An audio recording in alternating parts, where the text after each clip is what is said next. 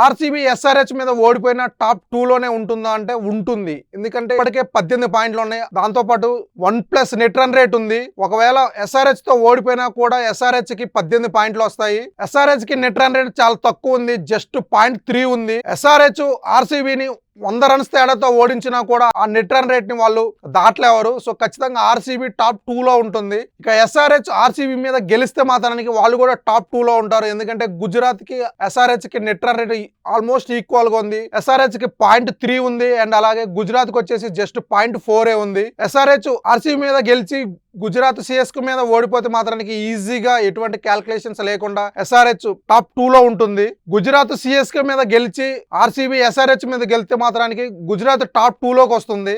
Gujarat and SRH 2 మ్యాచ్లు ఓడిపోతే మాత్రానికి ఆర్సీబీ టాప్ 1 లో ఉంటుంది. దాంతో పాటు ఈ 2 మ్యాచ్ల్లో వాళ్ళు ఎంత తేడాతో ఓడిపోతే ఇందాక చెప్పినట్టు గుజరాత్ కి అండ్ ఎస్ఆర్హెచ్ కి ఇద్దరికి ఆల్మోస్ట్ ఈక్వల్ రన్ రేట్ ఉంది కాబట్టి ఆ మ్యాచ్లు వాళ్ళు ఓడిపోయిన డిఫరెన్స్ బట్టి ఎస్ఆర్హెచ్ అండ్ గుజరాత్ ఆ 2 టీంలో ఏదో ఒకటి టాప్ 2 లో ఉంటాయి. చూడాలి మరి ఏం జరుగుతుందో, ఎవరు టాప్ 2 లో ఉంటారు. ఎందుకంటే టాప్ 2 అనేది చాలా ఇంపార్టెంట్.